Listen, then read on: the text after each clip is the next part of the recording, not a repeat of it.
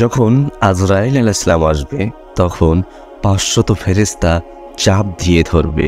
মুমিন হলে রহমতের ফেরেশতা আসবে, আর মৃত্যুর যন্ত্রণা শুরু হবে পায়ের বৃদ্ধা আঙুল থেকে, এমনকি তা কণ্ঠনালী পর্যন্ত পৌঁছে যাবে। হাদিসের একটি বর্ণনায় এসে মূসা আলাইহিস সালামের ইন্তেকালের পর এক লোক তাকে স্বপ্নে দেখে বললেন, হে আল্লাহর নবী, আপনি কি মৃত্যুর যন্ত্রণায় কষ্ট পেয়েছেন?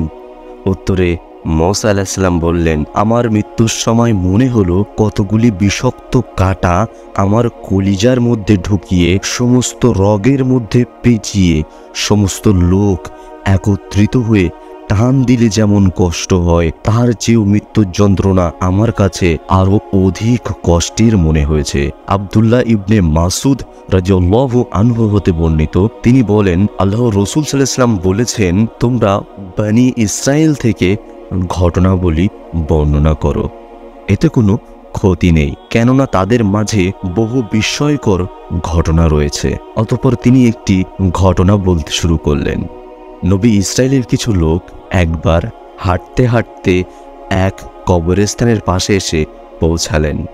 তারা তখন বললেন, এসো আমরা নামাজ পড়ে আমাদের রবের নিকট দোয়া করি, যেন তিনি আমাদের সামনে কোনো মৃত ব্যক্তিকে জীবিত করে দেন, আর সে আমাদের নিকট মৃত্যু সম্পর্কে কিছু বলে। অতঃপর তারা নামাজ পড়ল এবং দোয়া করল। ইতিমধ্যে একটি কবর থেকে এক ব্যক্তি মাথা তুলে বলল, হে লোকেরা, তোমরা কি চাও?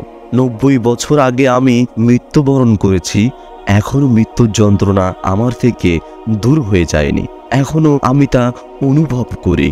সুতরাং তোমরা আল্লাহর নিকট দোয়া করো যেন আমি দুনিয়াতে যে অবস্থায় ছিলাম সে অবস্থায় তিনি আমাকে ফিরিয়ে নেন।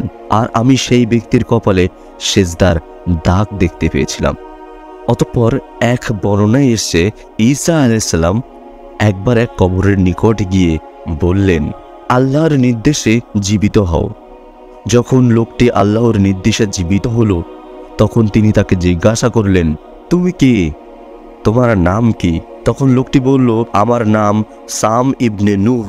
তখন ঈসা আলাইহিস সালাম তাকে কয়েকটি প্রশ্ন করলেন। তার মধ্যে একটি হলো, তিনি তাকে বললেন, আপনি কি আবারও কবরে থাকতে চান নাকি দুনিয়াতে থাকতে চান?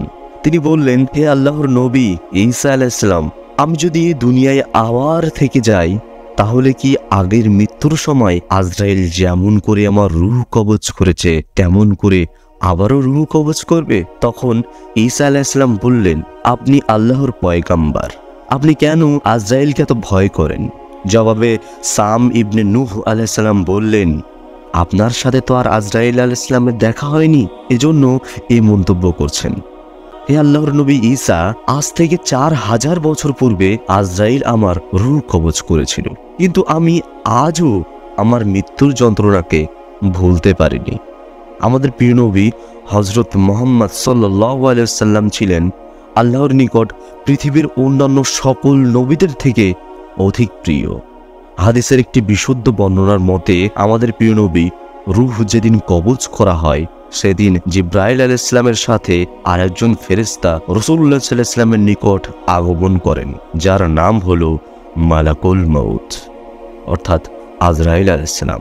জিবরাইল আলাইহিস সালাম রাসূলুল্লাহ সাল্লাল্লাহু আলাইহি ওয়াসাল্লামের হুজরা মুবারকের দরজায় দাঁড়িয়ে রাসূলুল্লাহ সাল্লাল্লাহু আলাইহি ওয়াসাল্লামের নিকট অনুমতি নেওয়ার পর তাকে বললেন, আল্লাহর নবী, আজ আমি আপনার নিকট একজন নতুন ফেরেশতাকে সাথে নিয়ে এসেছি, যে ইতিপূর্বে আপনার কাছে আর কোনো দিন আসেনি, আর তার নাম হলো মালাকুল মউত। আজরাইল আলাইহিস সালামকে অনুমতি দেওয়ার পর রাসূলুল্লাহ সাল্লাল্লাহু আলাইহি ওয়াসাল্লামকে তিনি বললেন, হে আল্লাহর রাসূল, আমি পৃথিবীতে ইতিপূর্বে সকল প্রাণীর রূহ কবজ করেছি, কিন্তু কখনো কারোর নিকট কোনো প্রকার অনুমতি প্রার্থনা করিনি। শুধু আপনার নিকট আপনার রূহ কবজের জন্য অনুমতি প্রার্থনা করছি। রাসূলুল্লাহ সাল্লাল্লাহু আলাইহি ওয়াসাল্লাম বললেন, যদি না দেই?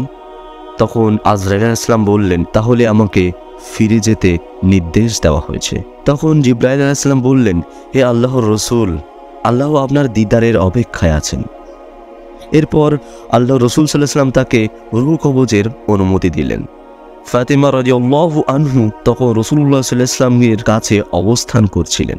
তিনি বললেন, আমি দেখলাম মৃত্যুর যন্ত্রণার কারণে রাসূলুল্লাহ সাল্লাল্লাহু আলাইহি ওয়াসাল্লামের হাত মোবারক গুটিয়ে আসছে আর একবার মেলে যাচ্ছে। এ সময় তিনি একটি চাদর দ্বারা আবৃত ছিলেন। এরপর আমি চাদরটি উঠিয়ে দেখি রাসূলুল্লাহ সাল্লাল্লাহু আলাইহি ওয়াসাল্লামের সমস্ত শরীরে প্রত্যেকটি লোমকূপের গোড়া থেকে ঘাম নির্গিত হচ্ছে। আজরাইল আলাইহিস সালাম যখন রাসূলুল্লাহ সাল্লাল্লাহু আলাইহি ওয়াসাল্লামের রূহ কবজ করার জন্য রাসূলুল্লাহ সাল্লাল্লাহু আলাইহি ওয়াসাল্লামের বুকের উপরে হাত রাখলেন, তখন রাসূলুল্লাহ সাল্লাল্লাহু আলাইহি ওয়াসাল্লাম বললেন, হে আজরাইল, তুমি তো তোমার হাত আমার বুকের উপরে রেখেছ বলে মনে হচ্ছে না। আমার মনে হচ্ছে তুমি যেন একটি অভূত পাহাড় আমার বুকের উপরে চেপে ধরেছ। তো প্রিয় ভাই ও বোনেরা, আপনারা বুঝতে পাচ্ছেন যে মৃত্যুর যন্ত্রণা কত কষ্টকর, কত ভয়ানক, কত কঠিন হতে পারে। আমরা প্রতিনিয়ত মৃত্যুকে ভুলে যাই, মৃত্যুর কথা শুনলেই তুচ্ছ তাচ্ছিল্য করি। মৃত্যুর কথাতে আমাদের মনের ভিতরে কখনো কোনো অনুভূতির সৃষ্টি হয় না, কখনো কোনো ভয়ের সৃষ্টি হয় না। তা একবার ভাবুন তো, যে ঘটনাগুলো আমরা শুনলাম, যারা কবরের ভিতরে 4000 বছর পূর্বে ইন্তেকাল করেছেন, 4000 বছর পূর্বে যারা মারা গেছেন, তারা আজও মৃত্যুর যন্ত্রণায় কাতর, তারা আজও মৃত্যুর যন্ত্রণাকে অনুভব করে, আজও মৃত্যুর যন্ত্রণার ভয়ে তারা কাতর হয়ে আছে। তো আমরা সবাই আল্লাহ রাব্বুল আলামিনের কাছে দোয়া করব, আল্লাহ রাব্বুল আলামিন যেন আমাদের মৃত্যুর যন্ত্রণাকে আসান করে দেন, মৃত্যুর যন্ত্রণাকে আমাদের জন্য সহজ করে দেন। আমিন।